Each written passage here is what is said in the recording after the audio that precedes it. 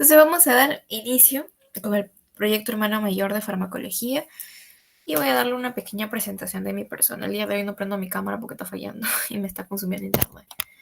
Así que ya, las próximas sesiones sí me verán con cámara prendida. Esta no. Ya, listo. Creo que ya está grabando la sesión. Igual por allá tenemos una grabación de respaldo gracias al grupo de CPA, que son los encargados de todo ello. Bien.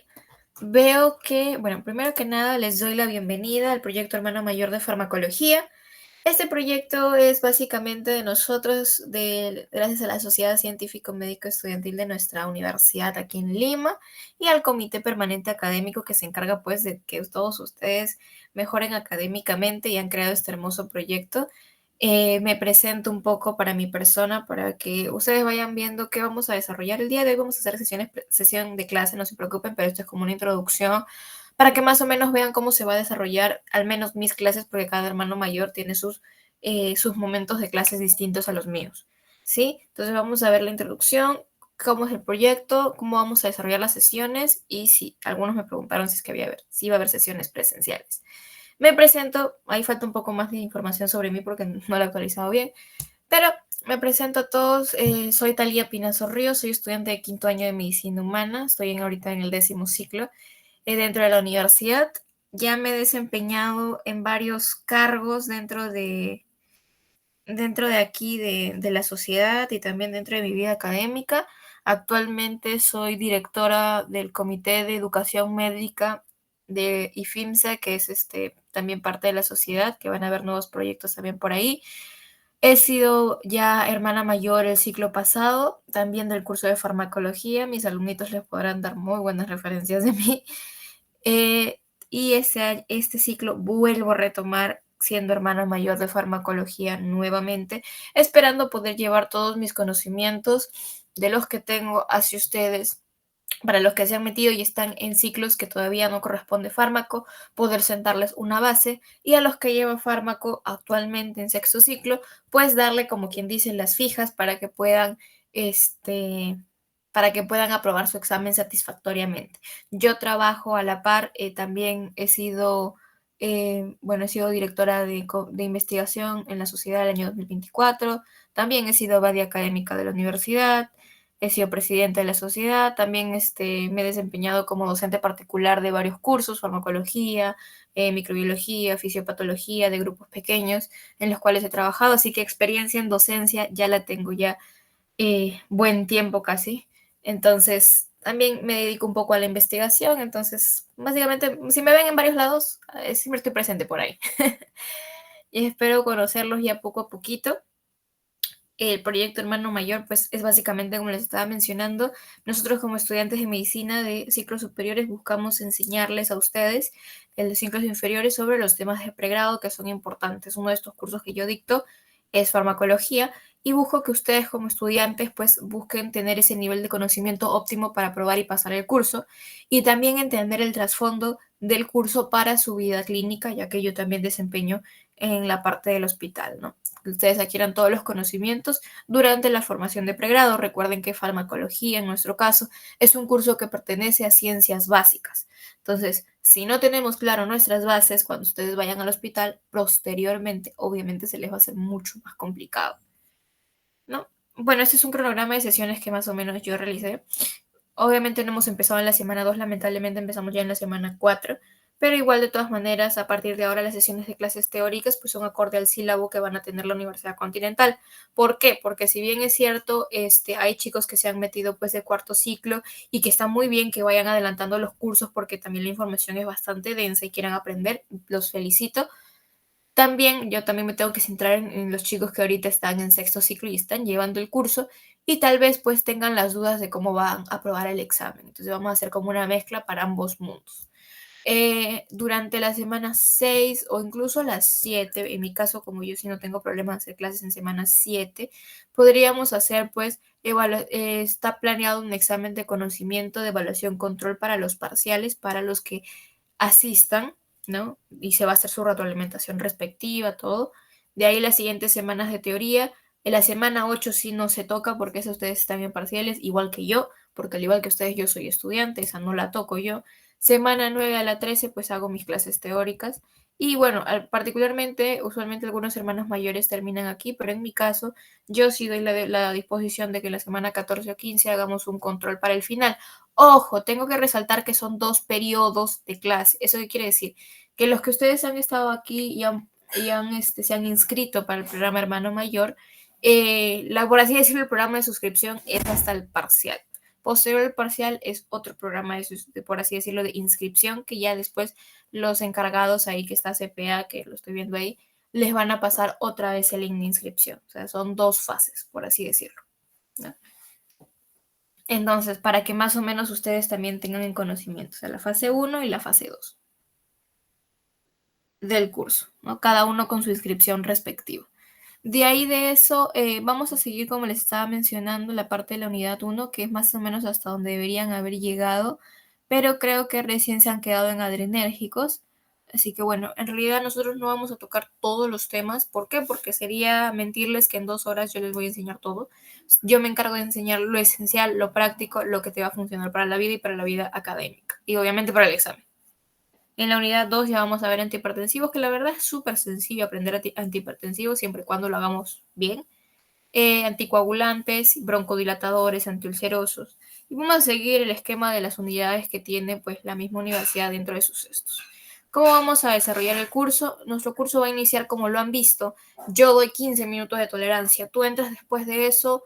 Yo te voy a dar la bienvenida porque están bienvenidos todos a participar. Obviamente han tenido su inscripción y todo. Y van a poder ingresar a las clases. Lamentablemente, si nosotros ya dimos el pretest y yo ya estoy, por ejemplo, como ahorita a las 11:25 tengo que terminar, yo termino en ese horario, ¿sí? Entonces yo doy 15 minutos de tolerancia. ¿Por qué? Porque puede pasar de que te falle el internet, de que ¿cómo se llama? De que te falle el internet, de que no te agarre el Meet, yo qué sé yo, te aprendió tu computadora, se lenteó. Entonces yo doy 15 minutos así para que más o menos ustedes tengan la oportunidad de ir ingresando, ¿sí? Si se dieron cuenta, yo digo inicio, por ejemplo, yo doy los 15 minutos, pero a los 10 minutos yo empiezo a hablar. Entonces yo doy 5 minutos mientras yo voy hablando, diciéndole cómo están y todo eso, para dar el espacio para que el otro grupo ingrese. Y a las 11:15 iniciamos con todo. Después de eso va a venir pues nuestra sesión teórica, que va a ser del curso. Mi sesión teórica, chicos, no se preocupen que esto de acá no va a impedir en su nota. Así que aquí hablen, equivóquense. Yo soy bien fan de que todos los chicos o levanten su mano para prender su micro, o si te da vergüenza y quieres hablar por chat, también lo mismo. Me encanta mucho la participación. Los que alguna vez, si es que ya me conocen o ya han llevado cursos conmigo, sabrán eso. Y los que no, pues mi clase no me gusta que sea monólogo, lo detesto. Me encanta que sea un poco más interactiva para también conocerlos un poquito.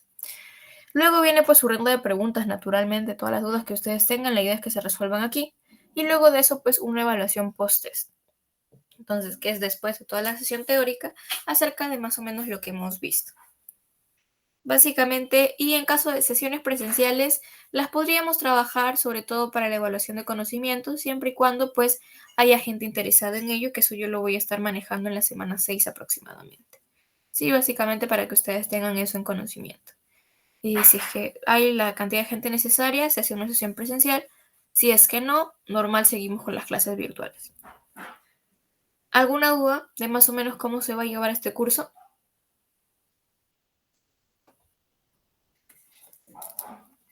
¿Todo claro?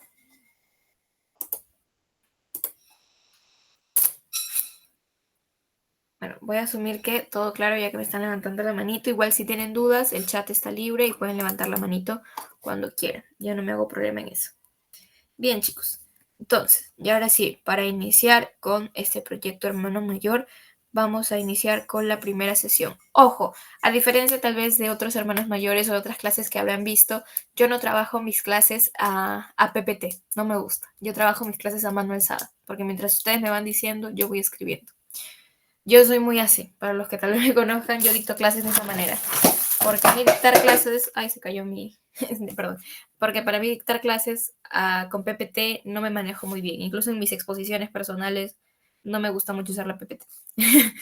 No sé, no me manejo todavía con ellos. Soy más de mano alzada, conocimientos. Ya. Bien, chicos.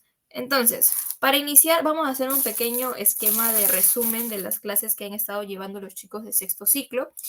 Veo que, según lo que me han puesto en el pretest, a ver, ¿quiénes son de sexto ciclo? Tengo 1, 2, 3 de sexto ciclo y el resto de ciclos inferiores. ¡Ay, tengo a alguien de segundo ciclo! ¡Qué lindo! ¡Qué lindo! Sexto, 1, 2, 3. Ya, 3. El resto, no, 1, 2, sí, 3. Ya, perfecto. Tengo 3 de sexto ciclo. Bien, chicos, entonces ustedes ya deben estar contra el tiempo estudiando seguro a más no poder para el consolidado del docente. No se preocupen, acá vamos a dar los reales tips que pueden venir. A ver, para los que ahorita no están llevando farmacología, mi recomendación es siempre que lo lleven con el doctor Volarte. Los que lo están llevando ahorita farmacología este ciclo, están llevándolo con el doctor Volarte, ¿cierto? Ángela dice que sí. Sí. Sofía dice que sí. ¿Quién más está? Bueno, lo están llevando con el doctor Volarte. Créanme que el doctor Volarte es un docente muy bueno y que les va a dar la oportunidad a ustedes. C1, parcial, C2 son sus exámenes más sencillos. Final, matador. Es la verdad. Yo no voy a mentir en eso. ¿Por qué? Porque final es básicamente antibióticos y antibióticos es un mundo, chicos. Es un mundo entero. Entonces, aprender antibióticos creo que es un poco lo más complicado. Yo hasta el momento incluso sigo sufriendo un poco con antibióticos porque la verdad es que aprenderse todos los nombres es súper difícil, pero él pregunta los más esenciales. En cada cosa que él pregunta es lo puntual. El examen como es, Talía, es para escribir, es para marcar, depende del ánimo del doctor. Puede ser para marcar, puede ser para escribir, puede ser para dibujar incluso. Entonces, el doctor tiene muy variados sus exámenes, él lo hace días antes de que sea el examen, entonces incluso hasta un día antes lo ha podido hacer, así que depende mucho de cómo esté de tiempo, de si ya lo tiene programado o todavía no. Así que más o menos las sesiones que vamos a ir trabajando son de esa manera, ¿no? Entonces, yo les voy a dar, en base a mi experiencia, preguntas que han venido repetitivamente, ¿no? O sea, esas preguntas que el docente lo pregunta hasta ya cansarse. Entonces, más o menos eso vamos a ir viendo. Bien, para comenzar con farmacología tenemos que saber qué estudia fármaco. ¿Alguna idea? Manos levantadas.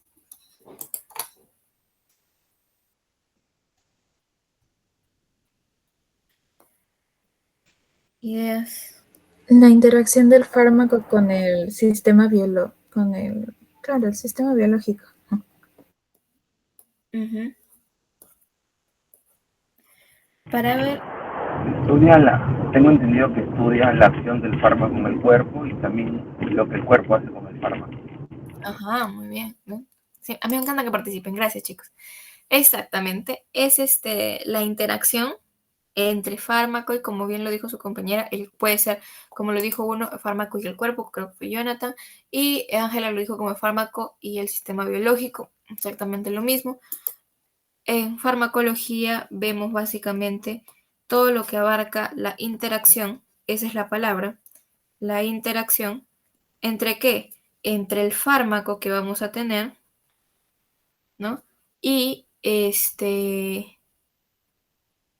y pues vamos a ponerle el cuerpo o el organismo, ¿ya? El organismo. Esa interacción es la que va a estudiar y pues en base en toda esta interacción, ¿qué van a ver? Van a ver procesos químicos, procesos bioquímicos, perdón, que van a, que van a intervenir para degradar ese fármaco, para que el fármaco tenga su respuesta al momento que se une con el receptor, todo ello, ¿no? Entonces, antes de eso, necesito que ustedes me digan la gran duda que siempre tienen los estudiantes.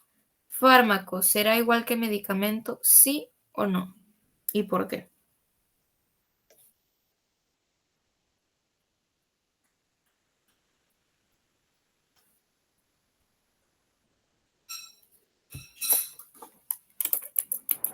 Bueno, bajo mi opinión, no soy experto, pero bajo mi opinión creo que fármaco es el compuesto activo, ¿no? Medicamento se le dice puede ser una dosis terapéutica, ¿no? Al compuesto en conjunto, ¿no? Con algunos excipientes que se le puede colocar. Ajá, muy bien. Así me gusta que participen. Qué lindo, chicos. ¿Qué grupo tan trabajador? Ya, exacto. Como bien lo dijo Jonathan, el fármaco es esa parte o el componente activo que tiene un medicamento. O sea, nosotros le llamamos aquí en farmacología, lo van a encontrar en sus exámenes como principio o componente activo, ¿no? Capaz, el fármaco es el capaz que va a interactuar con el sistema biológico, que va a interactuar con ese receptor y es el fármaco el que va a llegar hacia el receptor para desencadenar una respuesta. Mientras que el medicamento, como bien lo mencionó, era el fármaco, que es el principio activo, más los excipientes, que los excipientes son, por así decirlo, sustancias las cuales se le agregan al fármaco por diversos motivos. Se les puede agregar, por ejemplo, para mejorar características organolépticas, es decir, el olor, el sabor, por ejemplo, por ejemplo, un jarabe para la tos de los niños. La mayoría de esos tiene sabores a frutas, a fresa, a manzana, ¿no? El famoso paltomiel. Entonces, muchos de ellos tienen excipientes que ayudan a que el fármaco sepa mejor. Entonces, de esa manera, estos excipientes pueden hacer varias cosas. Pueden mejorar las características organolépticas.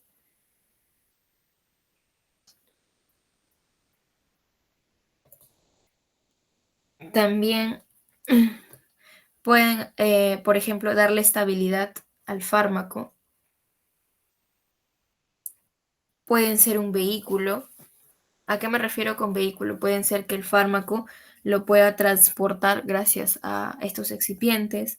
Puede modificar la disolución, ¿no? ¿A qué se refiere con modificar disolución?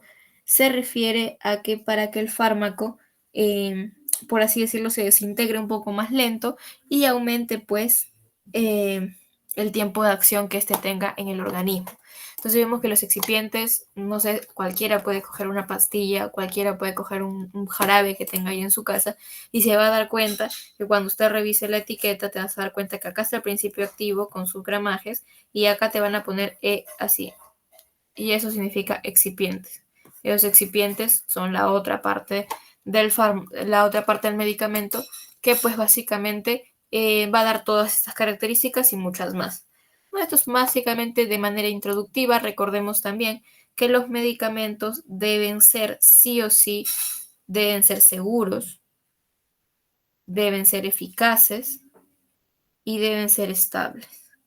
¿A qué se refiere que un fármaco sea estable? Se refiere a que va a ser útil desde que sale la fecha de fabricación hasta la fecha de vencimiento que menciona el, el, este, el, el paquete, digamos, ¿no? O sea, por ejemplo, si tú tienes un blister de pastillas, en el blister dice, no, imaginemos que es una pastilla que dura hasta, no sé, junio del 2026. O sea, hasta junio del 2026 esa pastilla va a tener un tiempo de vida útil, que es básicamente que el fármaco tiene que funcionar durante ese periodo. Pero si, por ejemplo, el fármaco ha vencido, ese fármaco ya no es estable y lo más probable es que ni nos funcione o incluso en algunos casos nos pueda hacer un mayor daño, ¿no? Entonces vemos eh, que todo esto, un medicamento tiene que cumplir con todas estas reglas, ¿no? Básicamente, esto que te acabo de mencionar es parte introductoria. ¿Lo ha preguntado? Sí. Una vez preguntó características de los una o dos veces, en un examen práctico una vez y en un examen de consolidado otra vez, preguntó pues las características, o sea, qué hacían los excipientes, ¿no?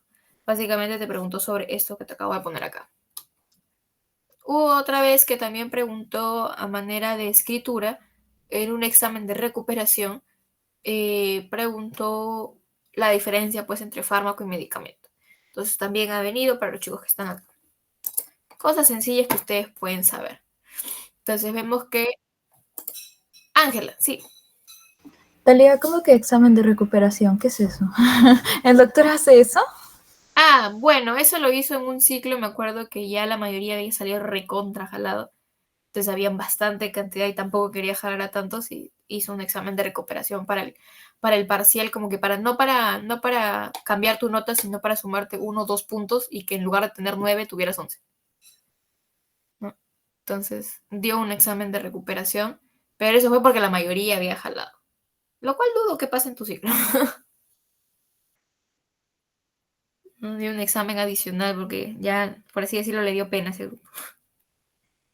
pero sí ha pasado, así que he llegado a preguntarles. Igual no contestaron, funados todos. Ya, gracias.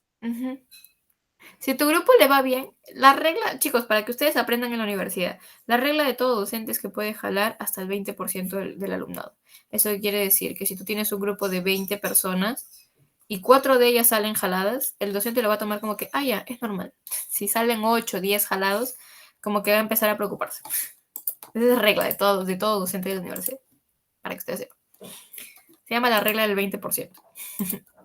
Bien, entonces, después de eso, bueno, las formas farmacéuticas que tiene un medicamento, porque recuerden que un medicamento no solamente viene en pastillas o en tabletas, viene también en supositorios, viene en pomada, viene en pastas, viene en inyectable, en jarabe, en suspensión, en inhaladores, ¿no? En polvos incluso algunas veces.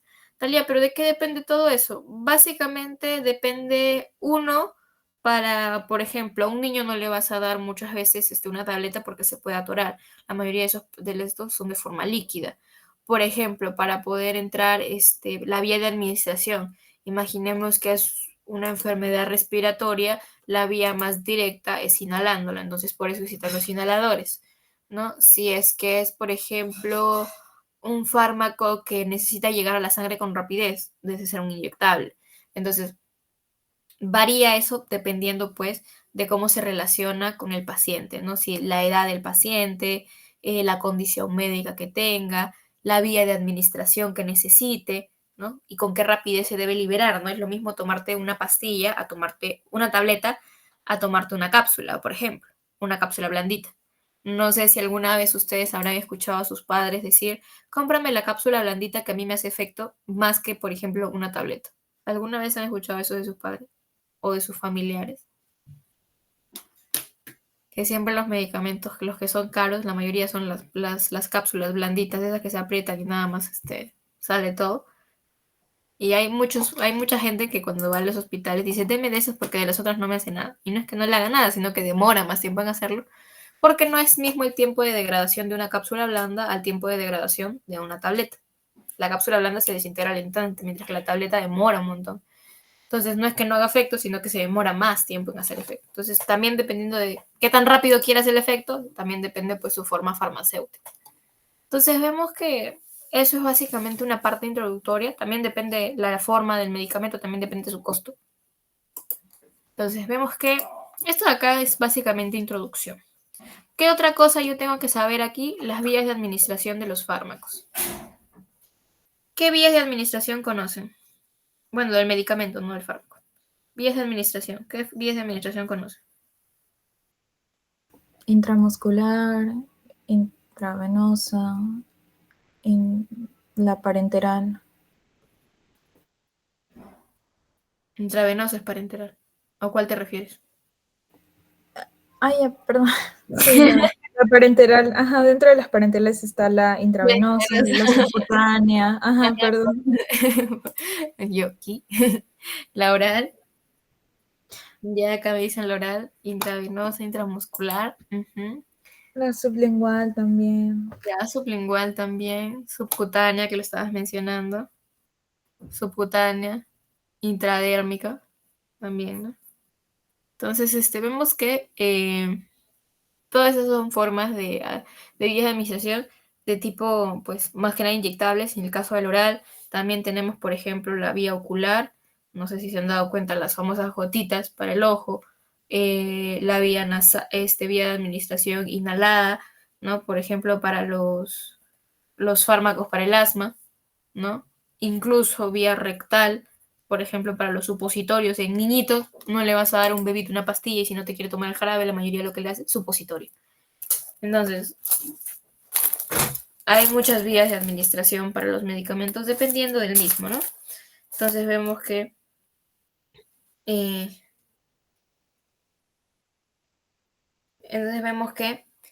básicamente dependiendo de esa vía de administración también el efecto.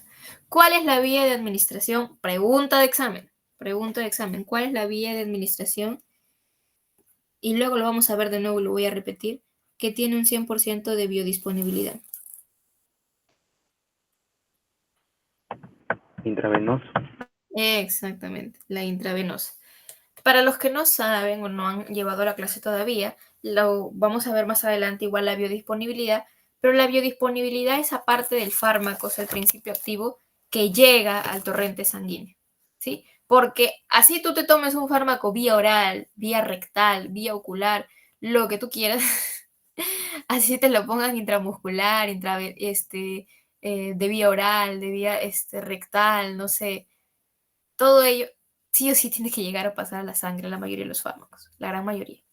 Entonces, para pasar al torrente sanguíneo, el fármaco, imaginemos que te tomas una pastilla. Durante todo el trayecto desde tu vía gástrica hasta que llegue a tu torrente sanguíneo y que pase por tu enterocito a tu torrente sanguíneo, va a demorar y se va a desintegrar en el camino y obviamente no va a llegar todo el fármaco al torrente sanguíneo. La única manera que llegue un 100% del fármaco directo a la sangre es si lo metemos directo a la sangre. ¿Y cuál es esa vía? La endovenosa o intravenosa. Entonces vemos que esa ha sido pregunta de examen, cuál ha sido el fármaco, o sea, qué vía de administración se relaciona con un 100% de biodisponibilidad. Ha sido pregunta de examen, ha sido pregunta tanto para marcar como para escribir, en consolidado 1, en parcial, ha venido bastante. Ojalá lo vuelva a tomar, sí, ojalá. Porque es una de las preguntas que sí o sí la tienes que responder. Bien, entonces eso vamos viendo con parte de lo que es la introducción. Vamos a ver ahorita lo que corresponde a la parte de lo que es farmacocinética. Para todos aquí presentes, ¿hay alguna duda, alguna pregunta que tengan hasta el momento? Bueno, por mi parte.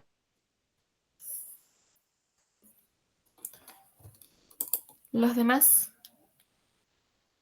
Todo claro. Ya está.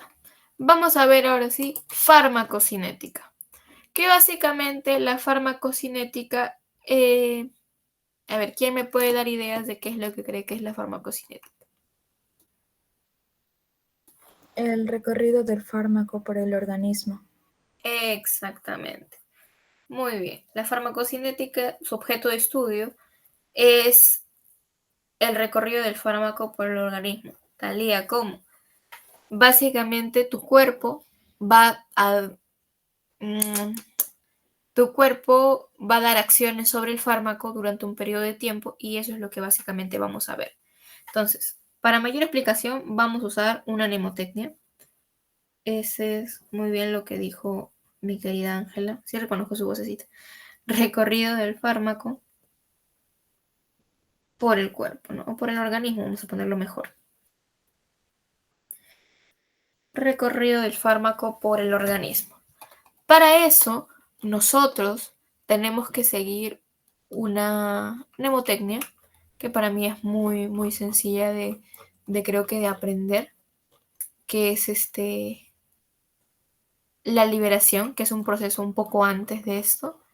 Y tenemos, a mí me gusta ponerla así. Dentro de sus PPPs últimas de clase, la han actualizado, ¿sí? Y han puesto desde la A.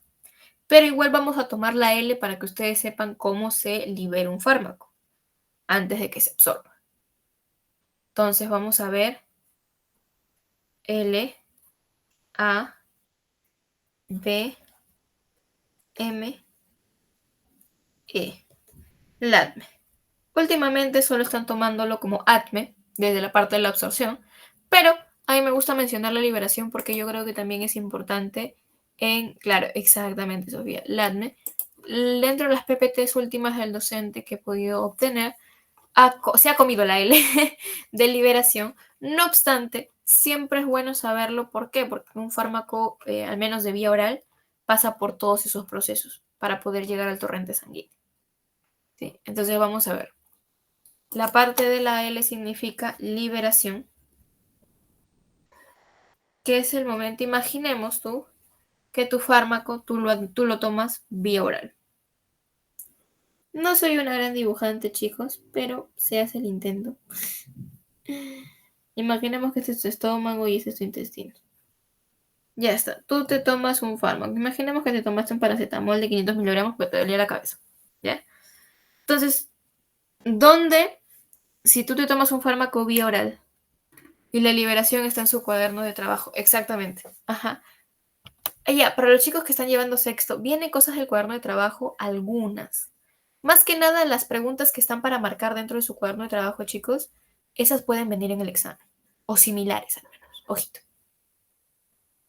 Ojito, consejo de conejo. Lean las preguntas que son para marcar, porque puede venir en el examen similar. Ya. ¿Y la liberación está en su cuaderno de trabajo? Sí. Por eso les digo, la liberación en realidad sí se cuenta. En sus PPTs la ha actualizado y la ha puesto desde la A. Los casos te vendrá 1 o 2, Sofía. Muy probable. No pregunta muchos casos, al menos en consolidado no. En parcial sí te puede preguntar, pero en consolidado no. Ya. Siguiendo con el tema.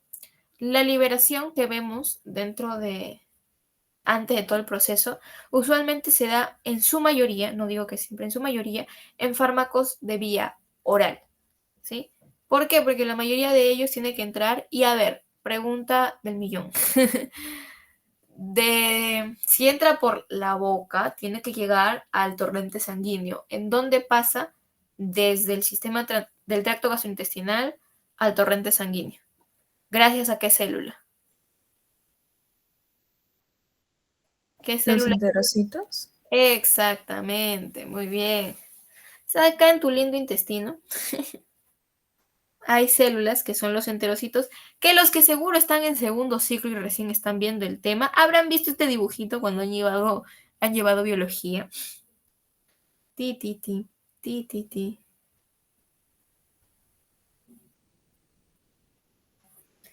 Este es un vaso sanguíneo. Ya está. Y esto en tu enterocito.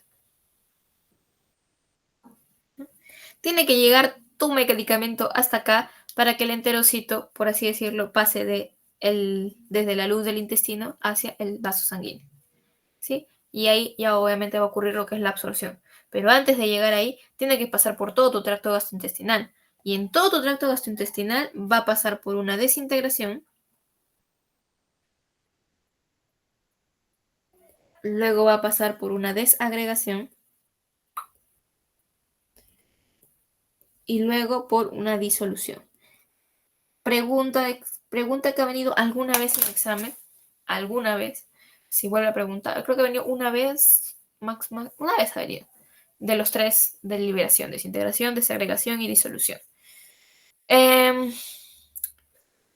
No todos los fármacos pasan por las tres fases de liberación, o sea, no todos se desintegran, desagregan y se diluyen, no. Eso depende mucho de la forma farmacéutica del esto. Por ejemplo, como les estaba diciendo, ¿no? Un fármaco en cápsula no se va a pasar por los mismos procesos de un fármaco en tableta.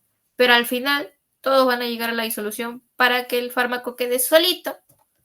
Ya los excipientes, adiós, adiós, adiós, adiós. Y el fármaco te queda ahí.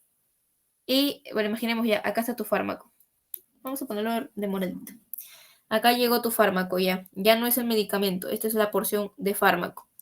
Entonces, este fármaco tiene que pasar al torrente sanguíneo. ¿Cómo pasa? Por absorción. Lía, ¿qué es absorción? Pregunta del millón. Es el proceso por el cual el fármaco ingresa al torrente sanguíneo desde su sitio de administración. Si fue por vía oral, pasó por todo el proceso de liberación, llegó hasta el enterocito y ahora el enterocito se va a encargar de pasarlo. Entonces, por ejemplo, vamos a ver que dentro de la absorción, tu fármaco tiene que, tiene que pasar por el enterocito hasta llegar al torrente sanguíneo. Tiene que hacer todo ese proceso. ¿Qué factor influye en la absorción? O sea, ¿qué factores influyen en la absorción? Vamos a ponerlo acá. Dentro de la absorción influyen diversos factores. Por ejemplo, la vía de administración. Como les dije, hay vías de administración que están mucho más cercas al torrente sanguíneo.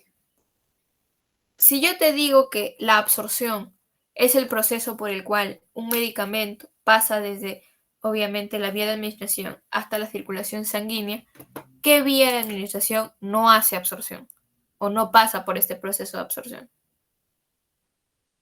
La intravenosa. Exactamente, la intravenosa, porque ya de frente llegó el torrente sanguíneo y ahí se quedó. Intravenosa, endovenosa, como le quieren poner, esa no hace absorción porque simplemente no ha tenido que atravesar nada para poder llegar a la sangre, ¿no? Entonces, de ahí, la vía de administración depende mucho, como les estaba diciendo. Por ejemplo, ¿ustedes qué creen que actúe más rápido?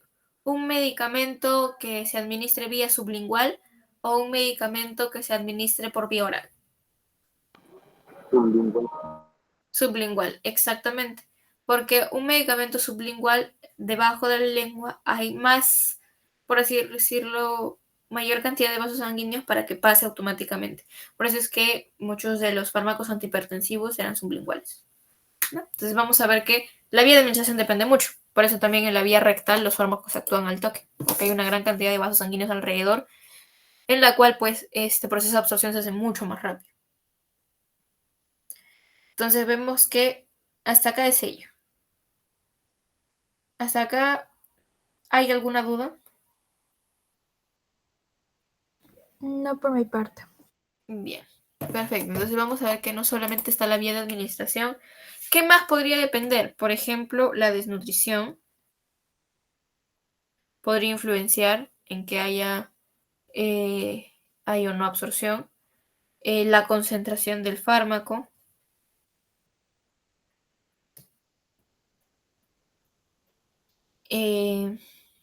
Ya. Y lo más importante que a mí me gusta poner es, por ejemplo, si un fármaco es su liposolubilidad, así le llaman, así se pone. Liposolubilidad. Esto es lo que a mí más me gusta enseñar al momento de enseñar la parte de la absorción. ¿Por qué? Porque es una de las cosas más preguntadas, ¿no? De ahí de liposolubilidad viene pues lo que es los fármacos apolares y polares, ¿sí? Recuerden que nosotros cuando nuestras células tienen su membrana celular, esto es parte de biología, y díganme ustedes, ¿la membrana celular de qué está compuesta?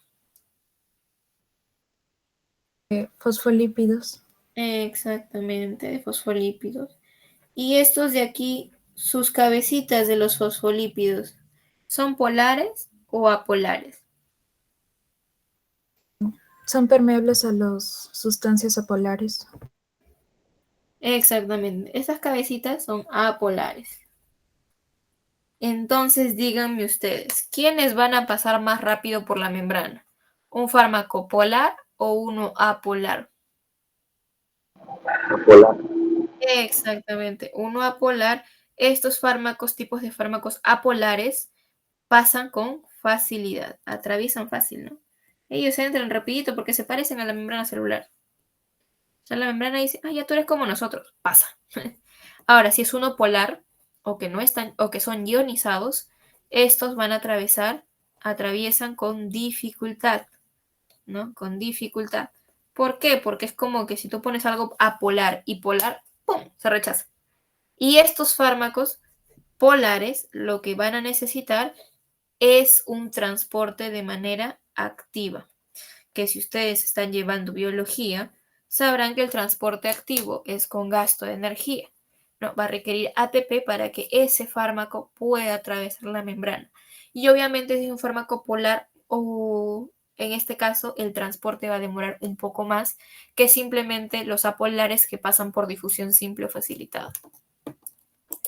Sí, entonces vemos que eso también ha llegado a preguntar sobre quiénes pasan más rápido, apolares o polares, ¿no?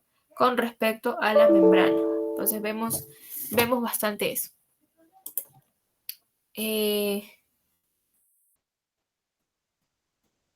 Eso básicamente, como vemos en los mecanismos de la absorción, que es básicamente el paso ese de las membranas, puede ser, como les digo, una difusión pasiva, ¿no? Que simplemente el fármaco pasa a la membrana, difusión facilitada a través de los canales, un transporte activo, ¿no? En caso de fármacos polares, que básicamente van a necesitar pues una sustancia proteica que los ayude a pasar de un lado a otro. ¿no? Entonces vemos que todos esos mecanismos pues, van a depender mucho si el fármaco es polar o apolar, ¿no? Y su transporte a través de la célula, sobre todo el enterocito, si es un vía oral, para poder llegar pues, a lo que es el torrente sanguíneo. Entonces, nosotros vamos a ver que hay también un área. ¿Han escuchado hablar del área bajo la curva? ¿Quiénes han escuchado hablar del área bajo la curva?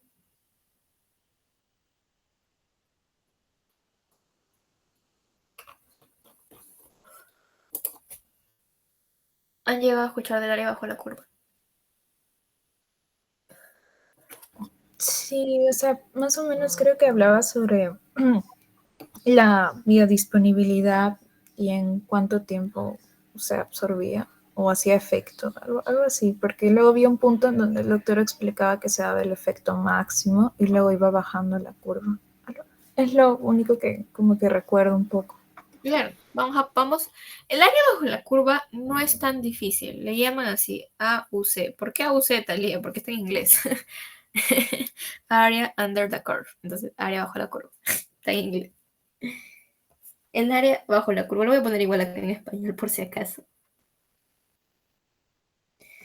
Es un gráfico que yo mostré en muchas de mis clases y la verdad es que no sé por qué la gente se complica tanto.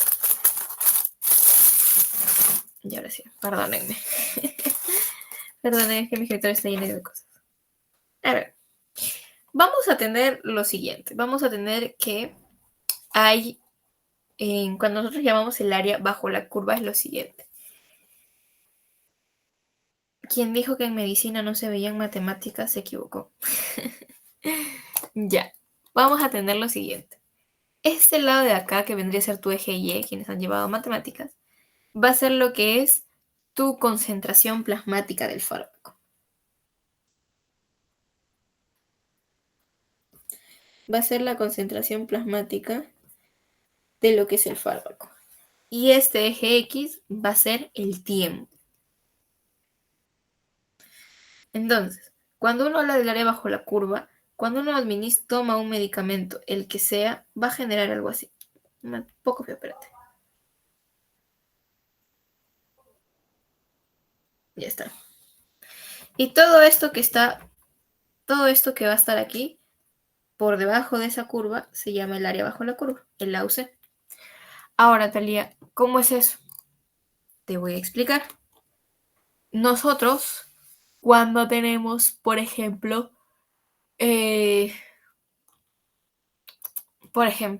nosotros nos tomamos un medicamento acá, en el minuto cero. ¿No? Nosotros tomamos un medicamento en ese momento. En ese momento nuestro cuerpo no tiene, por así decirlo, el medicamento. Poco a poco, imaginemos, en un periodo de tiempo, va a llegar hasta aquí. Y aquí, en esta línea, imaginemos, a ese nivel va a iniciar el efecto. O sea, en este punto hay un inicio del efecto. O sea, imaginemos, te tomas un paracetamol en el minuto cero e imaginemos que a los 30 minutos empieza a disminuir tu fiebre. Ese es el inicio del efecto. ¿Eso cuándo sucede? Cuando se alcanza una concentración mínima eficaz.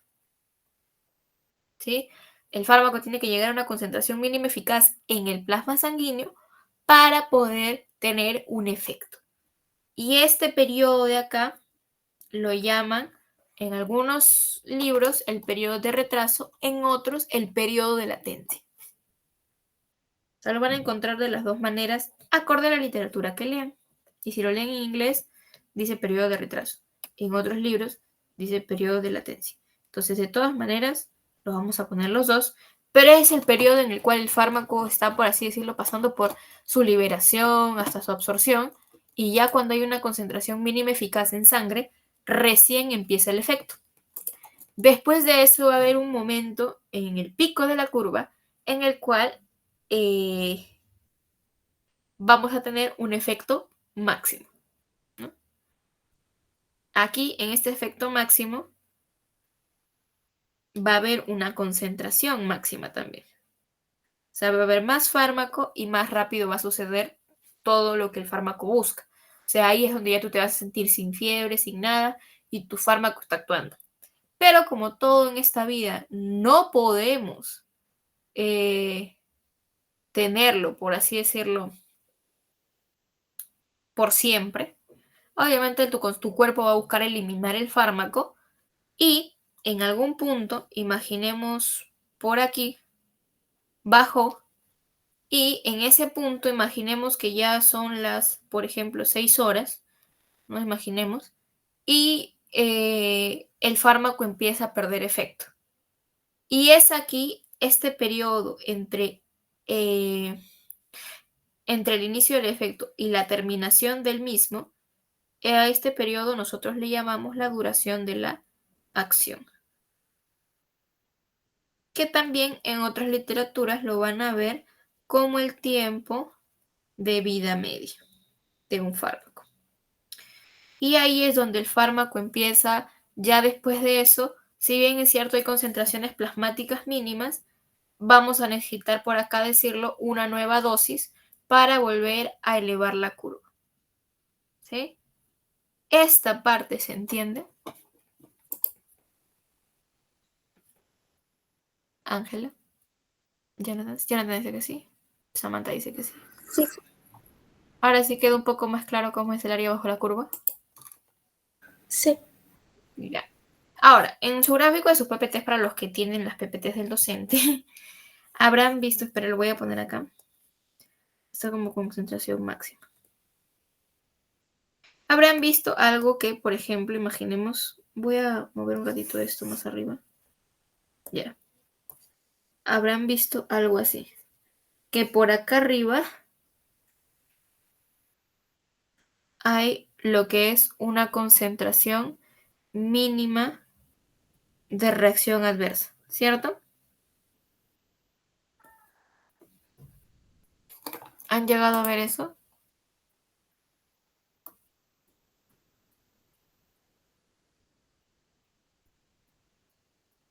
Hola. sí, sí, sí. Esa concentración mínima de reacción adversa es lo que yo en clases anteriores, para los que han llevado el curso conmigo en anteriores ocasiones, es lo que yo le he puesto como dosis tóxica. Y esta concentración mínima eficaz vendría a ser, por así decirlo, la dosis terapéutica. Y este punto, esta línea entre y este, vendría a ser lo que es la ventana terapéutica o índice terapéutico. Todo fármaco, absolutamente todos los fármacos, chicos, tienen una dosis tóxica. Así sea un paracetamol, si tú te lo tomas en grandes cantidades, va a venir su dosis tóxica o esa concentración mínima que necesita para generar efectos adversos. Entonces, hay fármacos que tienen una ventana terapéutica muy amplia, o sea que la dosis terapéutica está muy lejos de la dosis tóxica. Y obviamente, por ejemplo, imaginemos un paracetamol, si te tomas un blister, en un inicio no te va a hacer daño, ¿no? Y si te tomas más de un blister ya hay que preocuparnos por tu pobre hígado. Pero de esa manera, o sea, tu cuerpo no alcanza la dosis tóxica. O sea, son fármacos, por así decirlo, un poco más seguros, un poco más que si tú te pasas un poco de la dosis, no te va a pasar nada, ¿no? En un inicio, ¿no? Obviamente, si ya tomas más de lo debido, te va a empezar a dar los efectos adversos. Mientras que hay otros fármacos, sobre todo, por ejemplo, los fármacos que juegan mucho con el sistema nervioso, que estamos hablando, imaginemos un opioide, un analgésico, una anestesia. Estamos hablando de una anestesia, imagínate un anestésico. Tienen esa dosis tóxica muy cerca de la dosis terapéutica. Y como están muy cerca, si nos pasamos o calculamos mal ese fármaco y sobrepasamos, podemos generar una dosis tóxica o una sobredosis, ¿no? Una sobredosis que en muchas ocasiones puede llevar a los efectos secundarios o en casos de muy mala suerte a la muerte. Entonces, mientras más amplia sea esta ventana terapéutica o índice terapéutico, ese margen que haya, es más amplio, el fármaco va a ser mucho más seguro para la persona. ¿Quedó claro?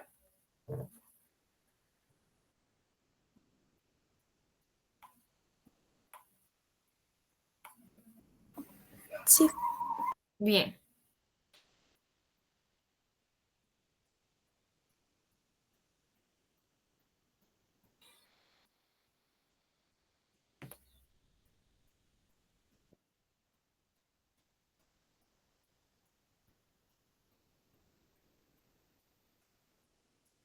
Jonathan.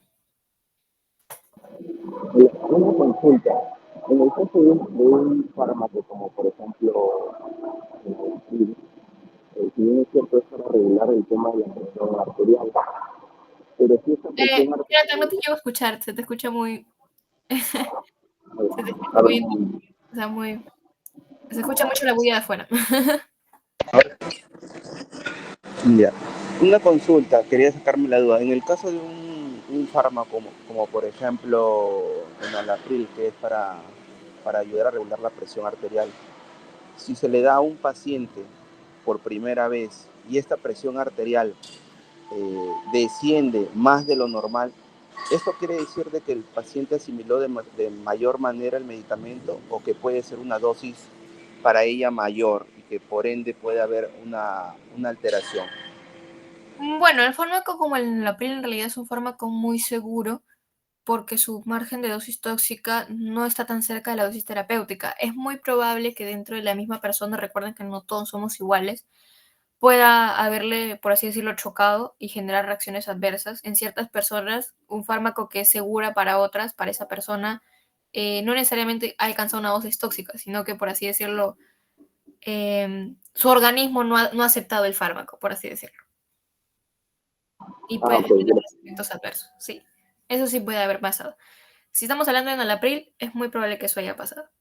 Pasa muy seguido, es como una persona que a veces no toleran cierto tipo de medicamentos y pasa que tienen efectos adversos, aún así le hayas dado una dosis convencional.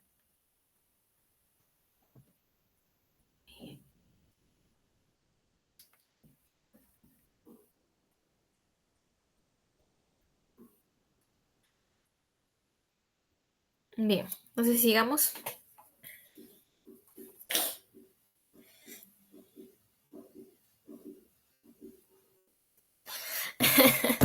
Ya, chicos, perdón. Ya, entonces es área bajo la curva. Entonces, el área bajo la curva que yo les he presentado, por ejemplo, acá, es un área bajo la curva que básicamente tenemos que es un grafiquito así un poco más sencillo, pero por ejemplo, si yo te hablo de un área bajo la curva de un medicamento intravenoso, tú vas a ver que el pico lo va a tener al instante y luego va a bajar así súper rápido, mientras que un fármaco de vía oral va a subir lentamente, no va a llegar a la misma concentración del fármaco de vía endovenosa, porque recuerden que un fármaco de vía endovenosa eh, básicamente va a entrar a la sangre de frente, ¿no? Entonces vamos a ver que su pico también de concentración plasmática va a subir mucho más rápido, porque ya se encuentra en el torrente sanguíneo. Entonces vemos más o menos esa diferencia, por ejemplo, esto de acá es de una vía endovenosa y este chiquitito es de una vía oral. Ahora, hay una fórmula que nos ayuda o nos permite calcular pues lo que es la biodisponibilidad de una droga por la vía de administración. O sea, por ejemplo, si yo necesito sacar, han visto esta fórmula del porcentaje, que por ejemplo hay la fracción de biodisponibilidad, que lo han visto así. Esto es la vía, bueno, no necesariamente vía oral, sino también pues vía, eh, ¿cómo se llama? Uh, ¿Cómo se llama? Cualquier otra vía, bueno, no solamente vía oral, sino cualquier otra vía. Tenemos pues que el área bajo la curva de esa vía, de la vía oral, sobre el área bajo la curva de ese mismo medicamento en vía intravenosa por 100%, o sea, por 100. Y esto de acá nos va a dar pues la fracción de biodisponibilidad. Y es por eso que muchos fármacos llegan a decir que la vía endovenosa, si se dan cuenta, si se dividen de la misma vía, el área por 100, la biodisponibilidad del fármaco es del 100%. Mientras que, por ejemplo, otros medicamentos, imaginemos una amiodarona tiene una biodisponibilidad del 50%, un captopril del 75%, ¿no? Un propanolol del 30-70%. Entonces vemos que eso, ¿cómo lo han hecho? Haciendo esas áreas bajo la curva que te menciono. y es ahí donde sacan pues la biodisponibilidad, que para los que, como les he mencionado, la biodisponibilidad es esa porción del fármaco, lo voy a poner acá de todas maneras, en chiquitito. La biodisponibilidad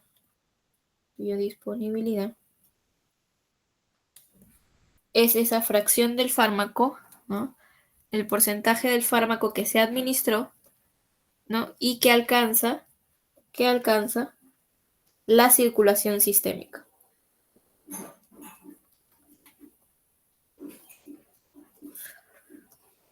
Entonces vemos que es más o menos eso, ¿no? Entonces vamos a ver que la biodisponibilidad de un fármaco pues depende de muchos factores, ¿no? Por ejemplo, a veces hay algunos fármacos que te dicen tómalo en ayunas porque si es que lo tomas con algún alimento disminuye la biodisponibilidad del mismo. Entonces, a muchos fármacos que son así. Bien. Entonces, vamos a ver que todo esto depende pues de la vía de administración y del propio mecanismo de ese fármaco. Bien. ¿Qué factores podrían impedir la biodisponibilidad? Lo vamos a ver en otra parte. Todavía seguimos en absorción. Tali, una consulta, por favor. Todas las que quieras. ¿Podrías volver a explicar la formulita que acabas de realizar? No pude comprender muy bien. ¿Esta de acá? ¿La de fracción? ¿Esta? Sí. Ya. Lo que pasa es que para un fármaco tú hallar su fracción porcentaje de biodisponibilidad, cuando nosotros, pues obviamente como médicos, leemos algún artículo o tal vez alguna vez te digan, no, este fármaco tiene, no sé, 80% de biodisponibilidad. ¿A qué se refiere con eso? La fracción de biodisponibilidad, esta parte, es cuando tú tienes un medicamento de vía intravenosa, ¿qué va a pasar? Su concentración plasmática va a subir al toque. ¿Por qué? Porque lo estás administrando directamente al torrente sanguíneo, pero así como su concentración plasmática sube al toque, también sus efectos lo pierde más rápido. Mientras que una vía oral, que está acá, imaginemos, esta vía oral, si bien es cierto, no sube su concentración máxima porque se pierde parte del medicamento en el camino, pues tiene un efecto un poco más de duración a través del tiempo. ¿Y qué pasa? Que cuando tú quieres sacar tu fracción de biodisponibilidad, es el área bajo la curva, o sea, el porcentaje del área bajo la curva que está de la vía oral o de la otra vía que haya sido intramuscular, lo que sea, sobre el área bajo la curva de la vía intravenosa por 100. Imaginemos que todo esto te salga 80%, significa que, por ejemplo, mediante una vía oral, tú vas a obtener el 80% de ese fármaco en tu circulación sanguínea. ¿Me doy a entender? Ya, pero ese área bajo la curva vía intravenosa, por ejemplo, es del mismo fármaco, o sea, ¿no? Ajá, Con el mismo fármaco. exactamente. O sea, un fármaco va a tener su vía bajo la curva de vía intravenosa y de otra vía, de otro tipo de vía. Y de esa manera, pues sacan el porcentaje. Ya, y esos datos no los encuentro. Esos datos, más que nada, seguro, si es que el profesor te pone un ejercicio de eso, te los va a dar. Si es que usualmente nosotros en medicina no lo usamos, esto lo usan más los que son, estudian farmacia y farmacia o eso. Nosotros ya lo que esta fórmula quiere decir, en caso el docente te pregunte, te puede dar el área bajo la curva de la vía oral, imaginemos no sé, por ejemplo, no sé, a ver, ¿qué te podría poner? Te puede dar el área bajo la curva oral, el área bajo la curva endovenosa y te dice qué porcentaje de biodisponibilidad tiene este fármaco. Entonces tú le pones, ¿no? Por ejemplo, imaginemos como te digo que salga 80% de vía oral, ¿no?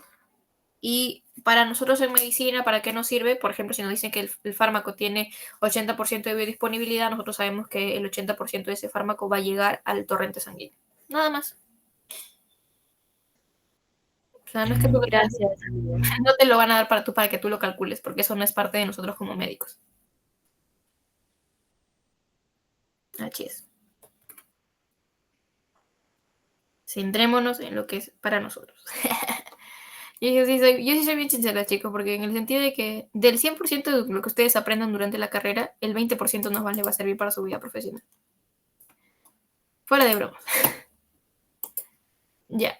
Entonces, eso más que nada para que más o menos lo tengan en cuenta, porque pues hay fármacos que ustedes le van a decir que son fármacos que tienen como te les digo, ¿no? La miodarona tiene, por ejemplo, el 50% de biodisponibilidad, un fármaco vía intravenosa tiene 100% de biodisponibilidad, hay fármacos que con alimentos disminuye su biodisponibilidad. Eso depende mucho. Perdón. Bien, ahora, a partir de eso, ¿qué factores, o sea, cómo se ve afectada la biodisponibilidad?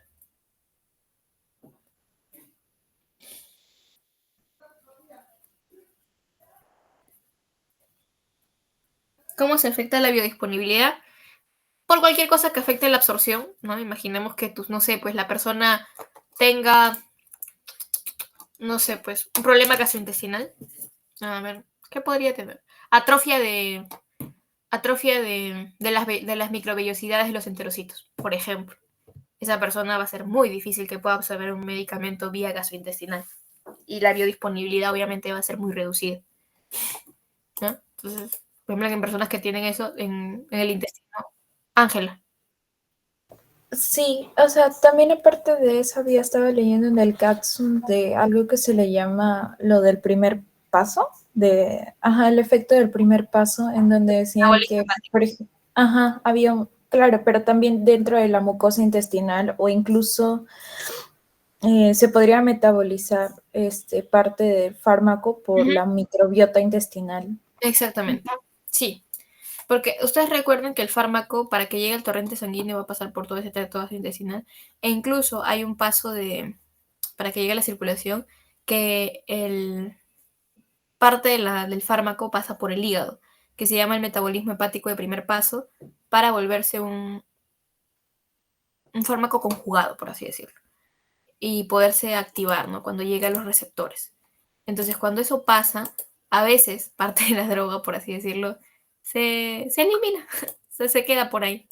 Entonces vemos que eso también afecta a la biodisponibilidad. O sea, cualquier cosa que afecte la absorción, como les estoy diciendo, por ejemplo, si es que es un fármaco que lo han administrado vía oral y la persona tiene atrofia intestinal porque tiene atrofia de microvellosidades, que recuerden que las microvellosidades en una célula son esta partecita de aquí, y esta la tiene atrofiada, obviamente no va a poder absorber como se debe y naturalmente no va a haber fármaco que llegue a la porción sanguínea. Otra es el metabolismo del primer paso, que básicamente un fármaco, metabolismo hepático de primer paso, que básicamente un fármaco pasa por el hígado en una primera instancia y en caso de este fármaco se conjugue, por así decirlo, mucho de este fármaco se va a llegar a perder. Porque recuerden que hay una circulación enterohepática. Esto es anatomía. Y en la circulación enterohepática, pues puede haber una absorción del medicamento en la parte del tracto gastrointestinal y no llega a la circulación. Puede ser captado por la vía portal del hígado, puede ser absorbido por la microbiota intestinal, ¿no? Que se encuentra dentro de eso, o puede haber excreción del medicamento hacia la bilis, puede no llegar el fármaco, se pierde en el cuerpo. Entonces hay muchas cosas que durante esa circulación enterohepática se puede perder parte del fármaco. Y entonces cuando llega el torrente sanguíneo ya no llega pues el 100% que deseamos, sino que llega un 70, 60%. ¿Sí? Entonces vemos que es eso básicamente. Hasta acá creo que está claro, o hay alguna duda que ustedes tengan. Todo claro por mi parte. Ya está. Entonces ahora vamos a ver la distribución. En la distribución lo que vemos es pues que el fármaco ya una vez llegó a tu torrente sanguíneo, tiene que ir hacia donde, por ejemplo, lo hayan llamado o hacia donde tú estés o hacia donde esté destinado de ir. Cuando pasa eso, o sea, cuando el fármaco llega a tu torrente sanguíneo, tu fármaco no va a estar en porción libre porque literalmente, o sea, el fármaco estaría estimulando a todos los receptores habidos y por haber. Tiene que llegar a su sitio de acción. Entonces, para eso, el fármaco va a estar asociado. Vamos a ver acá un torrente sanguíneo. Y tu fármaco, imaginemos que es este. Esta es tu porción de fármaco libre, que va a haber en ciertas partes, pero no grandes, solamente cuando llegue pues al receptor que necesite llegar. Y de ahí vamos a tener que en la sangre va a estar unido a proteínas, o sea, por así decirlo, van a ser hermanitos. Estas son las proteínas plasmáticas y el fármaco va a estar ahí asociado a ellos. Y obviamente acá ya va a estar como un fármaco inactivo que está, por así decirlo, en el bus para llegar hasta el sitio de acción que tiene su receptor y luego liberarse para poder cumplir su rol de lo que tenga que hacer. Entonces, esta fracción farmacológicamente activa no podría estar libre completamente porque si no habría una sobreestimulación de receptores. Entonces, estas se tienen que unir a proteínas plasmáticas, las cuales existen dos. Existe la albúmina y la alfa-1 glucoproteína ácida. Entonces, estos de acá, la albúmina es para fármacos ácidos, que su pH es ácido, y hay estos de acá que son fármacos bases, porque justamente es un ácido. Entonces vemos que cada uno se une con el que tenga que unirse. Y ellos van a ayudar a transportar a los fármacos hasta su sitio de acción, y una vez que llegan a su sitio de acción, los liberan para que vayan a cumplir el efecto. Entonces, la forma libre no está unida a ninguna proteína, es su forma activa, ya está, como dicen, ya está listo para la pelea. Y por otro lado, hay unidas a proteínas plasmáticas, que pues son la albúmina, la glicoproteína, y pues ellas van a estar ahí agarrando el fármaco como para que no se vayan los receptores tan rápido, o si es que no es o si no es su parada, ¿no? Entonces ya una vez que se unen ya al fármaco con su receptor, ya ellas pues los liberan, ¿no? Entonces, ¿qué pasa? ¿Por qué tenemos que saber esto? Porque, por ejemplo, imaginemos, tenemos a una persona, recuerden que la mayoría de esto, imaginemos que tenemos una persona que está desnutrida y le tenemos que dar antibióticos. Pongámonos en ese caso. Si una persona está desnutrida, tiene deficiencia en todos los grupos, ¿no? Carbohidratos, grasas, proteínas, metabolitos, etc. Y la albúmina, por ejemplo, y la glicoproteína son proteínas. Imaginemos que esa persona está desnutrida, no va a tener mucha albúmina ni mucha alfa-1 glicoproteína. O sea, no va a tener proteínas plasmáticas en las cuales el fármaco se pueda adherir a ellas, ¿no? Y evitar que estén ahí, por así decirlo, activados, sobreestimulando al organismo. Entonces, en personas que, por ejemplo, tienen desnutrición, tienen que ajustar la dosis del fármaco para poder, por así decirlo, una dosis menor para que no haya tanta porción libre en sangre. Entonces vemos que para eso estudiamos esta parte de aquí, ¿no? Ese es su, por así decirlo, su fundamento del trabajo que hacemos aquí. Bien, entonces la unión a proteínas plasmáticas es reversible, porque así como ellas la agarran para que no esté en sangre, las tienen que liberar al momento que tengan que pasar para su biotransformación, para su eliminación o para hacer su efecto. Entonces tienen que liberarse sí o sí, ¿no? Está regulado por la afinidad del fármaco con la proteína, o sea, un fármaco tiene que ser afín, o sea, un fármaco base no se va a unir a la albúmina, porque la albúmina no se une a ese tipo de fármacos, sino a los fármacos ácidos. Entonces vemos que también hay una afinidad por parte de ambos, ¿sí? Y la forma activa es la forma libre, o sea, cuando está unida a una proteína plasmática, el fármaco no hace nada, está inactivo. Si se libera, ahí sí, ¿sí? Es como, por así decirlo, un depósito circulante, o sea, hay un depósito del fármaco dentro de la proteína plasmática que se va a liberar acorde a lo que el cuerpo necesite. Eso es básicamente lo que es la distribución, ¿no? Entonces, el volumen de distribución es básicamente el volumen que debería ocupar el fármaco para que en cada sitio del organismo la concentración tenga un equivalente a su concentración en sangre. Es ese tipo de concentración que nosotros decimos para la dosis correcta de distribución debe haber, pues, no sé, 8 mililitros por kilo, imaginemos, ¿no? No estoy diciendo que así sea, ¿no? Y obviamente nosotros tenemos que calcular en base a la persona, cuánto pesa y todo eso. Posteriormente ya nos va a dar un resultado de cuánto debemos más o menos administrarle. Un ratito, chicos. Espérenme. Ay, ¿quién me llama? Un momentito, chicos. Un ratito, un segundito. Listo. Continuando con la clase, entonces vemos que la distribución es básicamente eso. Recuerden que cuando un fármaco se distribuye a lo largo del cuerpo, la idea es que llegue a su sitio de acción, ¿no? Posterior a ello, el fármaco se va a metabolizar, que es la parte M de metabolismo. Entonces, cuando se metaboliza, ¿qué sucede? El fármaco tiene 3 tipos de metabolismo.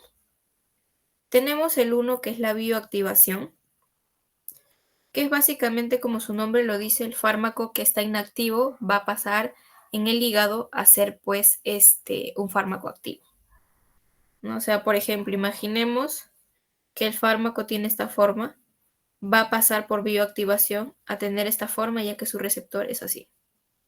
Entonces vemos que esto de acá, se le llama como bioactivación. ¿Y eso dónde sucede? Usualmente, esto sucede pues a nivel hepático. La mayoría de las drogas se metabolizan a nivel hepático. De ahí de eso tenemos el 2, que es la desactivación del fármaco.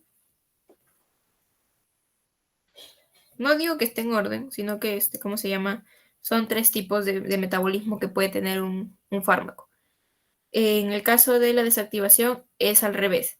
Si el fármaco está activo, lo volvemos inactivo, ¿sí? Eso también sucede en el hígado. ¿Con qué finalidad? Con la finalidad de que posteriormente el cuerpo busca ¿qué cosa? Eliminarlo.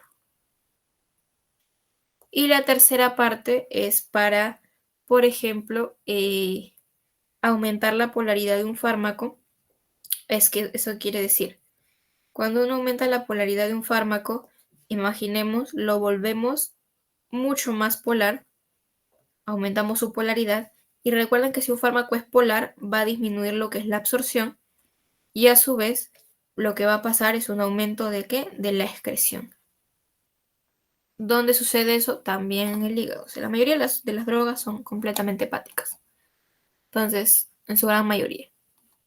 Entonces tienen pues estas fases de trabajo. Son tres tipos de metabolismo que pueden tener.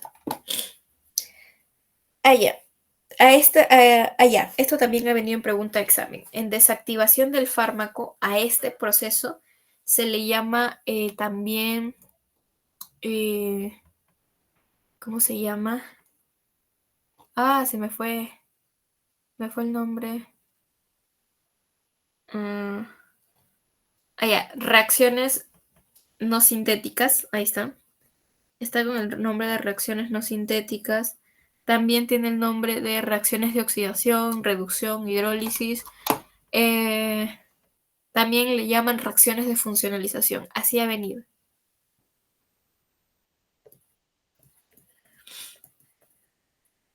Mientras que a las del aumento de la polaridad del fármaco son reacciones de conjugación.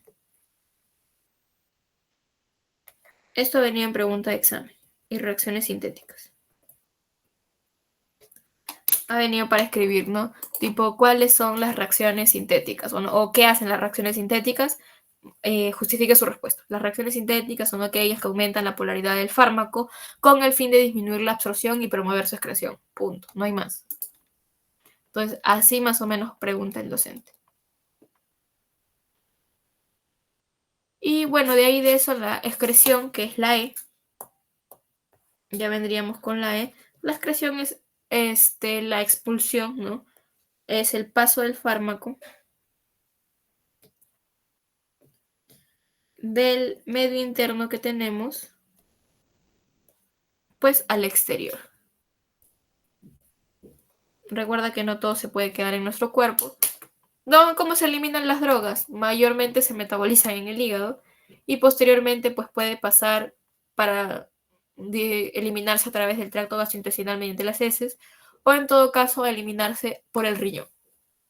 Algunos fármacos se metabolizan y se eliminan por saliva, sudor, lágrimas, etc. Mayormente por hígado, riñón, pero también ha habido pues hígado, riñón y lo que son pues el tracto gastrointestinal mediante las heces. También algunos fármacos se eliminan por pulmones mediante la respiración o la piel, pero son menos, ¿no? La mayoría de ellos se elimina por la vía urinaria u otros por el tracto gastrointestinal. ¿Hasta acá hay alguna pregunta?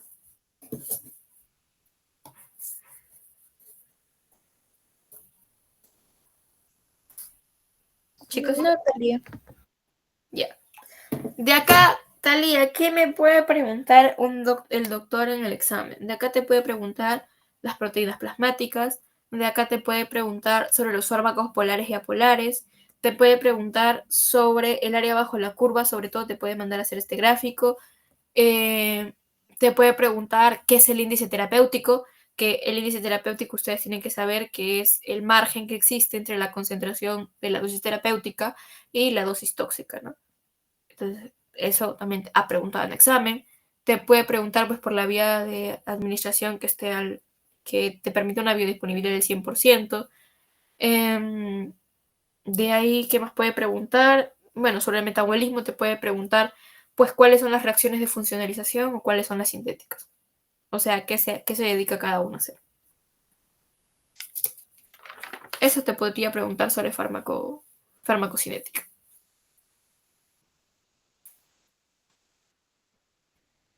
¿Hasta ahí está todo ok?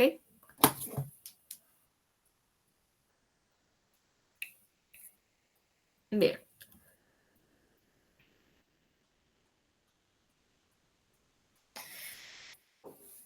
Ya.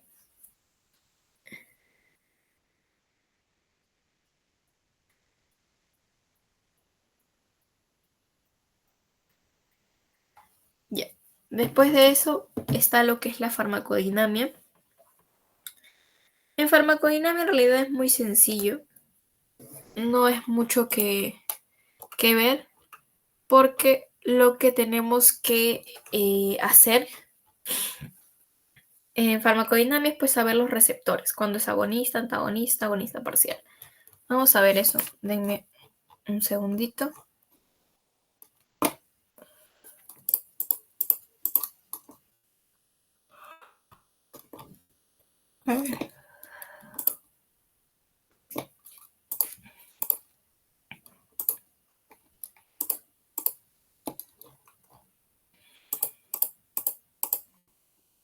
Ya. Sigamos. Para farmacodinamia tenemos que ver lo siguiente.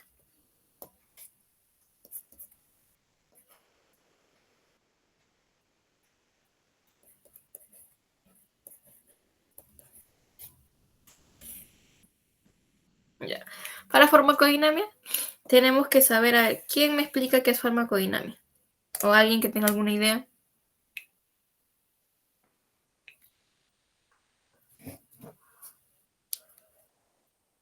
Es la interacción que hay entre el fármaco, no, era, claro, el efecto que causa en el cuerpo el fármaco. Claro. Es la interacción, justo como lo estás diciendo, es la interacción fármaco-receptor.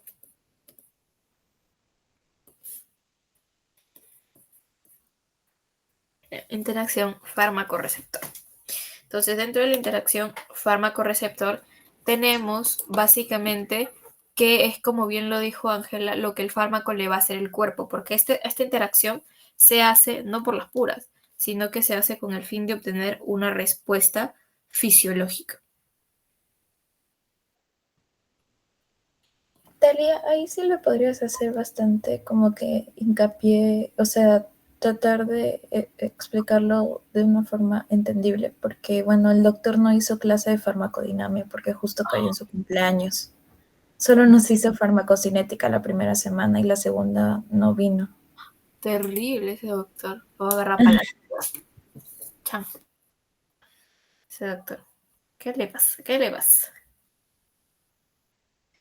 Ya, sí, no te preocupes, vamos a hablar farmacodinamia. Vamos a comer el tiempo. Ya, en farmacodinamia tenemos que saber qué es la interacción del fármaco con el receptor. La verdad es que farmacodinamia es muy fácil. Tú tienes que saber lo siguiente. Tienes que saber que algo que yo siempre les digo a mis chicos de farmacología, a todos los que les enseño, es lo siguiente. Cuando tú estudias un fármaco, el que sea, no interesa, ¿qué te pregunta siempre el doctor? Son cosas fundamentales. Te va a preguntar el nombre del fármaco. Te va a preguntar lo siguiente. ¿Qué es lo que si tú estás estudiando farmacología y quieres saber qué pregunta el doctor en sus exámenes en base a los fármacos, yo te lo voy a decir. Pregunta, diario molecular.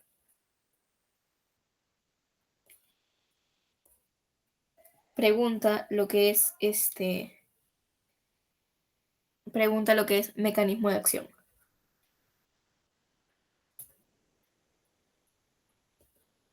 Acción farmacológica.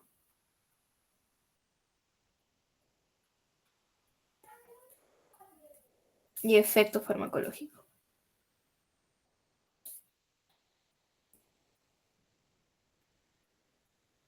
Talía, nada más, no pregunta nada más, absolutamente nada más. Ya, y si es que en caso, también, si es que en caso tuviera alguna RAMS, o sea, alguna RAMS resaltante, o sea, una reacción adversa medicamentosa resaltante, o si es que ese fármaco tiene algún antídoto. Eso también lo pregunta bastante. Entonces, vemos que son esas cositas. Que todo fármaco deberíamos más o menos saberlo, ¿no? Eso de RAMS y antídoto, eso depende del fármaco que te va a venir, ¿no? Por ejemplo, no todos los fármacos él te habla de RAMS o antídotos, pero si es que en algún momento él hace hincapié en eso, sí tenemos que saberlo, porque es muy probable que lo pregunte. Cuando el docente hace sus exámenes para los que van a llevar el curso o para los que ya lo están llevando, siempre cuando habla de algún fármaco, lo que él hace es hacer una tablita o un cuadrito en el cual él te pone, por ejemplo, su mecanismo de acción y tú tienes que poner un ejemplo de un fármaco y completar la tablita con su diana molecular, acción farmacológica, efecto farmacológico. Entonces, eso sí te puede venir. Para los que están llevando ahorita el curso y les va a venir su segundo. Ojito. Bien. En caso de lo que es farmacodinamia, vamos a ver que tenemos que saber lo siguiente. Tenemos que saber que hay una interacción fármaco-receptor y esta interacción va a desencadenar, como les digo, una respuesta fisiológica. Ahora, ¿cómo yo sé agonismo y antagonismo? Muy bien, vamos a ver. Cuando un fármaco o receptor se unen, vamos a ver lo siguiente. Así.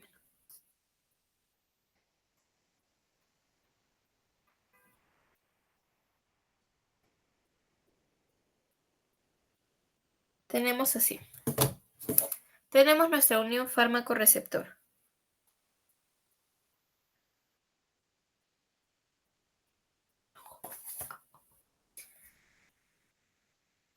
Ya, tenemos unión fármaco-receptor. ¿Qué puede hacer este fármaco? Este fármaco puede hacer dos cosas. Bueno, puede hacer más de dos cosas, pero acá nos vamos a centrar en dos. Puede activar el receptor o puede bloquear el receptor. Si lo activa, estamos hablando de un fármaco agonista. Si lo inactiva o lo bloquea, estamos hablando de un fármaco antagonista. ¿Sí? Y hay algunos que en algunas literaturas van a encontrar el término de tal vez agonista parcial. El agonismo parcial es que no va a tener lo mismo que un agonista total. Un agonista parcial es un fármaco que se une al receptor y si bien es cierto lo activa en cierta medida, no va a tener el mismo efecto, o sea, tiene un efecto mucho menor a lo que es un agonista completo. ¿Sí? O sea, su potencia, por así decirlo, va a ser menor. ¿Se entendió hasta ahí?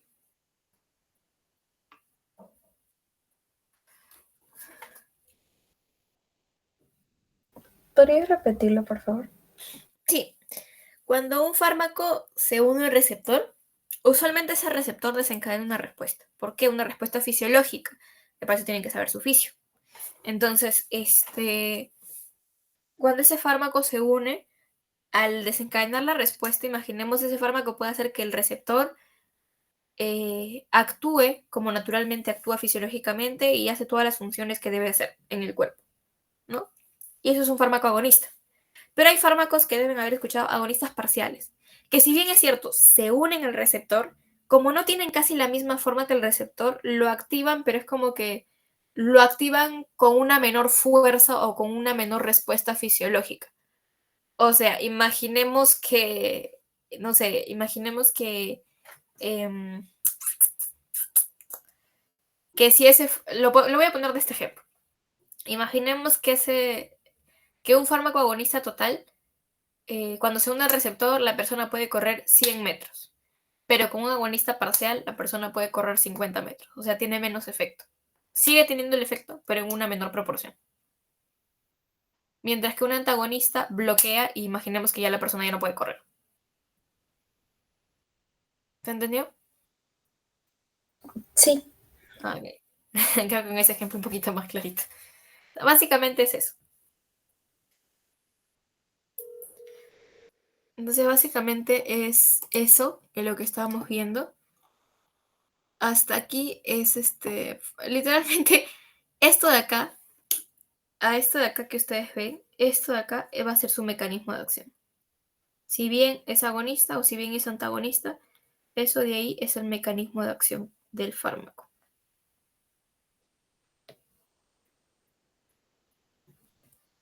O sea, si yo les pregunto, mecanismo de acción de un fármaco, lo que tú me tienes que decir es, o bien me activa el receptor, o bien me lo bloqueo. No hay más. Ahora, dentro de la farmacodinamia,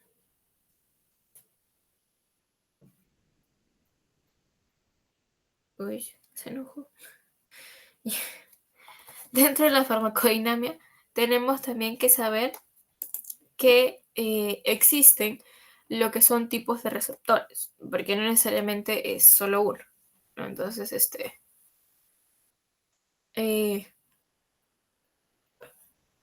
existen pues receptores específicos, ¿no? Entonces, el mecanismo de acción es esa, como le estoy diciendo, si bien activa o bien bloquea, la acción farmacológica es lo que va a generar, ¿no? Por ejemplo, si ese fármaco aumenta la resistencia vascular periférica, esa es su acción farmacológica, aumentar la resistencia vascular periférica. Y el efecto sería, pues, aumentar la presión arterial.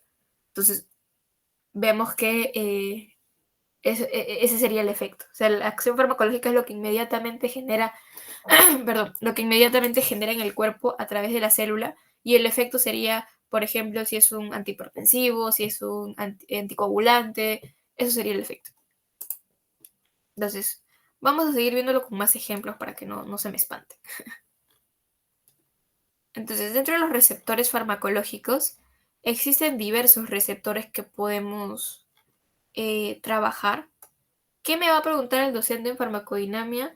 En farmacodinamia no te va a preguntar mucho, o sea, yo he visto las PPTs y sí están un poco muy complejas para entenderlas, pero de ahí no toma mucho, así que no se asusten, no se me paniquen los que están llevando el curso del doctor.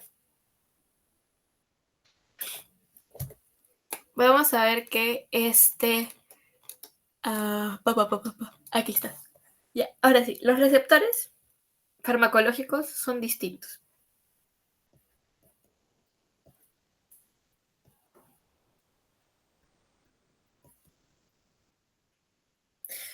Los receptores farmacológicos pueden ser, por ejemplo, canales iónicos que deben haber visto a nivel celular, cuando han visto biología, cuando han visto fisiología. Puede ser, pues, los transportadores.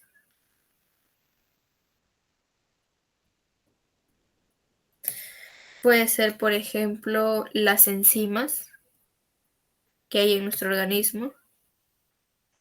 Puede ser, por ejemplo, el material genético, el ADN.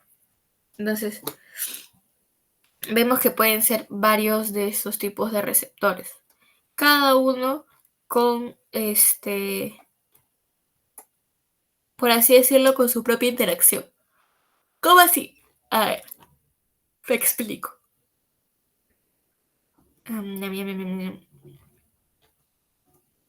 Por ejemplo, vamos a hacerlo con algo un poco más fácil, con un ejemplo sencillo. Yo tengo, imaginemos, los canales de sodio. Sencillo, canales de sodio. Vamos a trabajar con ellos. Para que me entiendan, con esto me entienden todo farmacodinamia. Tienen sus...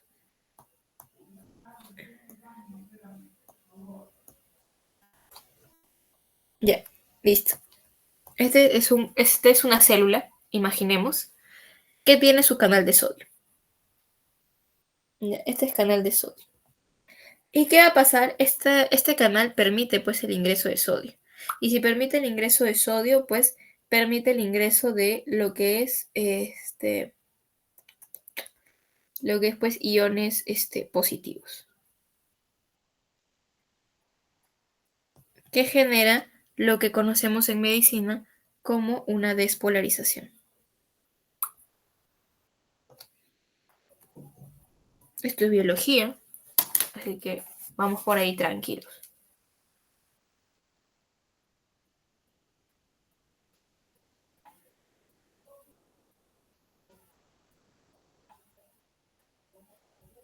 Ya, entonces, ¿qué va a pasar? Que, por ejemplo, imaginemos que estamos hablando, vamos a hablar de la lidocaína. Hablemos de la lidocaína. La lidocaína, para los que no saben, es un anestésico local.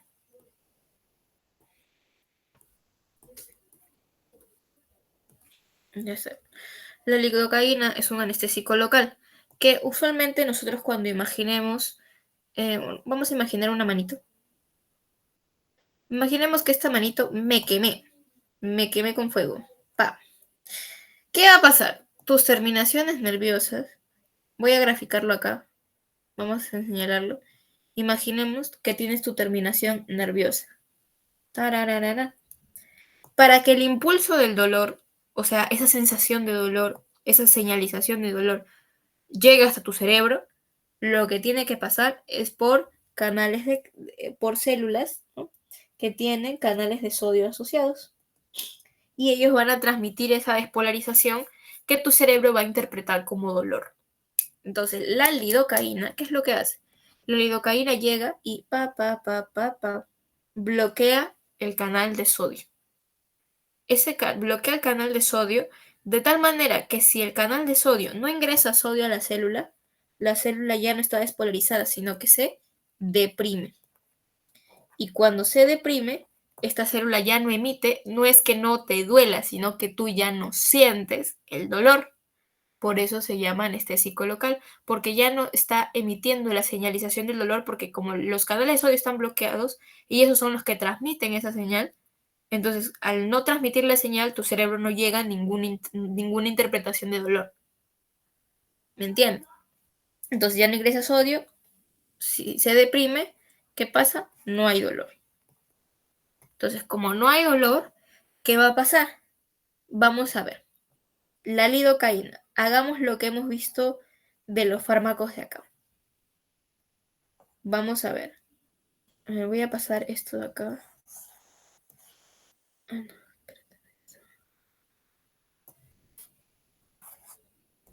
Ya, ahí. Ya, ahora acá. Imaginemos, tenemos la lidocaína. La lidocaína, diana molecular, es donde actúa. ¿Dónde actúa? Sobre los canales de sodio. Le voy a poner acá con todo y su letrita. Diana molecular, canales de sodio. De ahí tenemos mecanismo de acción. Mecanismo de acción que son, ¿qué está haciendo? ¿Activando o bloqueando? Bloqueando los canales de sodio. Exactamente. Su mecanismo de acción, bloquear canales de sodio.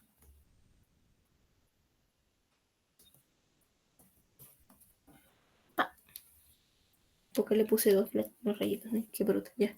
Ahora sí. Bloquea canales de sodio. La acción farmacológica es disminuir ¿qué? La despolarización. O deprimir, lo puedes poner como quieras. Disminuir la despolarización del tejido nervioso, ¿no? O del sistema nervioso. ¿Y el efecto farmacológico cuál es? Les dije, era un anestésico, evitar el dolor. Anestésico local. Así es como le van a preguntar en su examen.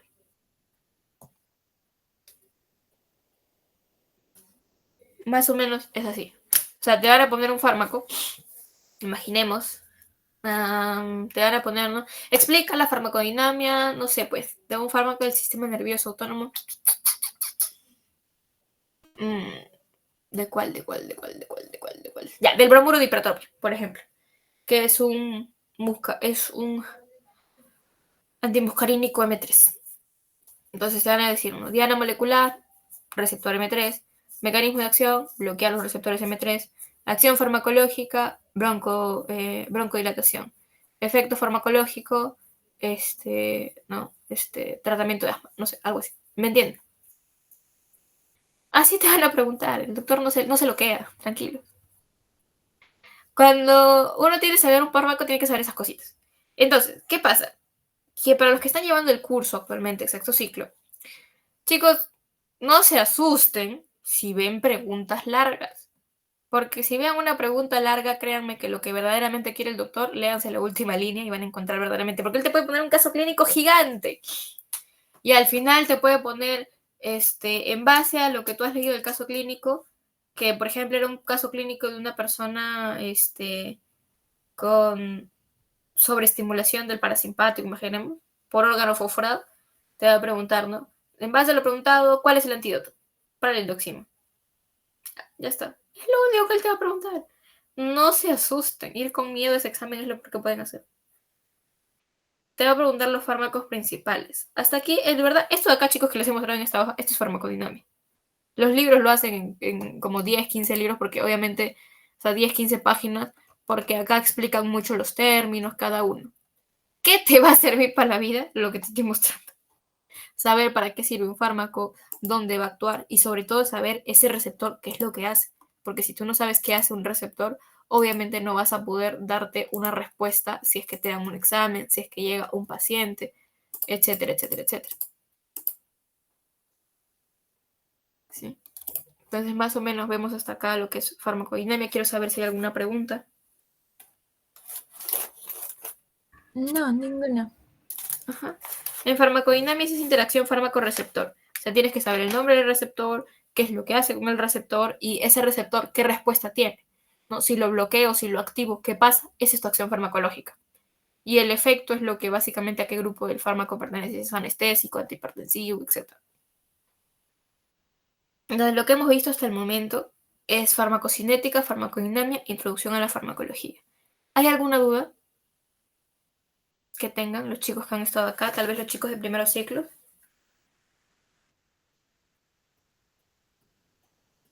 No por mi parte, Talia. Ya. Oh, claro, muy linda la clase.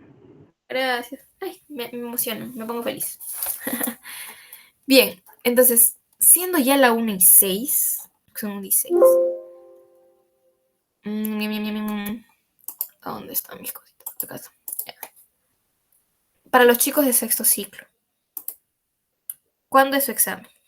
Esto va para los chicos de sexto ciclo. El sábado hay 2 turnos, a las 7 y a las 10. Sábado.